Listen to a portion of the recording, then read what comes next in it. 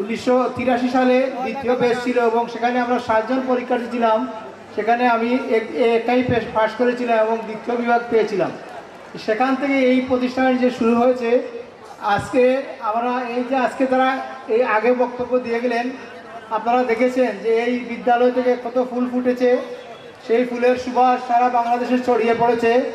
আজকের এই সভার সম্মানিত সভাপতি আমাদের প্রিয় অনুজ ডক্টর তাজউদ্দিন, আপনারা দেখতে পাচ্ছেন অনেক গুণীজন এখানে বক্তব্য দিয়েছেন আমাদের ছোটো ভাইয়েরা। তো আমরা অত্যন্ত আনন্দিত যে এই বিদ্যালয় প্রতিষ্ঠিত হওয়ার জন্যই কিন্তু এগুলো হয়েছে এবং বিশেষ করে এই বিদ্যালয়ের প্রতিষ্ঠাতা প্রধান শিক্ষক এবং অধ্যক্ষ জনাব মোহাম্মদ মাসুদ স্যার এই বিদ্যালয়টিকে শ্রম দিয়েছিলেন, সেজন্যই আজকে এত ফুল ফুটেছে।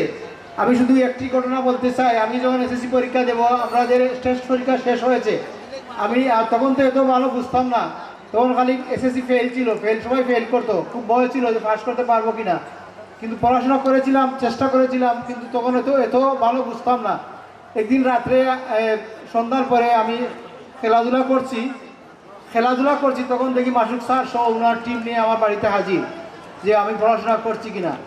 এই যে শ্রম, এই যে এত ত্যাগ, এটা কিন্তু আমরা অনেকের মাঝেই পাই না, এবং স্যার করেছিলেন বলে আজকে এত ফুল ফুটেছে, এত সুবাস বেরিয়েছে।